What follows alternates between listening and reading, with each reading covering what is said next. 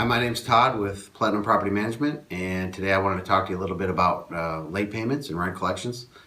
Probably the most important issue for a homeowner is past due rent. There's a few things that you can do to kind of help that situation along. Primary thing you want to do in a situation with missing rent or late rent is make sure the communication lines are completely wide open. That goes from your lease to ultimately collecting the payments. In your lease, you want to make sure the economics are spelled out as far as what happens when a payment is late, when it's due, what happens when it doesn't come in, if it does come in late, what the late fee should be. That way everybody's on the same page. The tenant knows exactly what the timelines are, as does the owner. And as far as the economics, who gets the late fee, when funds are dispersed, that sort of thing. By having the lines of communication wide open, that helps everybody, right? You want to make sure the tenant is aware they're late. Sometimes they're not even aware they're late. You want to make sure you send them a gentle reminder first. You also want to let the owner know that payments haven't come in. Last thing an owner wants is to get surprised around the time you disperse their funds. So that's probably the first call you make. A lot of times tenants, could be caught up in the mail. And they may not be aware it's late. So from our standpoint, we have a system that we can text tenants and send out a reminder prior to the due date, that sort of thing. And then we allow our tenants to make electronic payments. So we are immediately notified when a payment is made, and if it is late, we can send that notification to the owner immediately as well.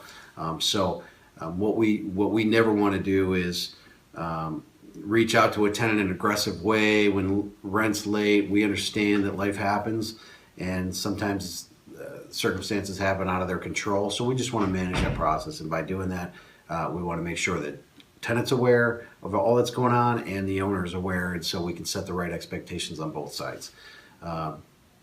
Second thing you want to do is make sure you have the systems in place to handle late rent. So when you are processing payments, let's say you have a lot of properties to manage, you want to make sure that rent's processed on time. There can be no confusion as to when rent came in, if it was on a Saturday, or if there were checks sitting in a drawer somewhere and you didn't process those. You want to have a very good system for processing rent to make sure you can account for due dates and when that rent was received. Again, with an electronic system, that pretty much takes care of everything. Tenants can log in remotely anywhere in the world, any time of day.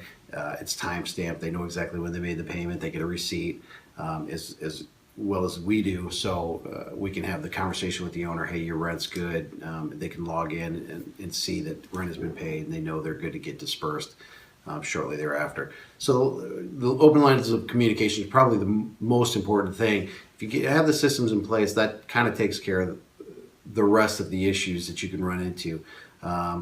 If you do have to notify a tenant that's late, let's say your system alerts you that a payment is either come in or maybe bounced back to the tenant, you're aware of that right away and you can address it right away.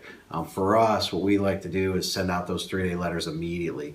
We'll have the conversations with the tenants directly, typically, to try to assess when payments might be received, if it's not going to be by the due date. But we also want to make sure our paperwork is in line so we can send those documents out so we don't lose traction as far as maybe the courts go, in case we have to file ultimately, or to justify something in front of a court, in front of a judge, i.e. timing that payments received, that sort of thing, amounts due.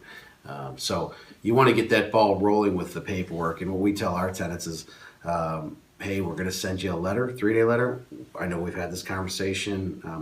I do recognize that you said payment was going to be in on Friday. You're going to get this letter. As long as payments come in, we can just disregard that sort of thing. That way they're not caught off guard with a demand letter and they feel bad, or they say, hey, geez, we talked about it. I thought you guys weren't going to do that. We just set the tone that we're going to go ahead and follow the process, and at any time payments come in, we're going to halt the process and everything's going to be good to go. We understand life happens, we can help you work through those. And again, on the owner's side, we want to have those communications with the owner. A lot of times maybe a tenant tells you a payment's going to come in on a Friday or a certain point of time and it doesn't. You want to make sure the owner's aware that, hey, it's a promise to pay. Things happen sometimes. that date didn't happen. What you don't want to have to do is go back to an owner and say, okay, now we're 2 weeks into this process. I thought we were going to get a payment, we didn't, and now we're kind of behind the eight ball. You want to have that paperwork ready to go, so you can go ahead and file with the courts if it ultimately gets to that. But having the system in place will help you make sure those timelines are set. Make sure when you need to have the communication with a tenant or an owner, you can do that immediately, and that helps with everybody. And then with the communication part, from our standpoint, our process is really to work with both sides. Again, late rent is stressful for everybody. Tenants typically don't want to be late.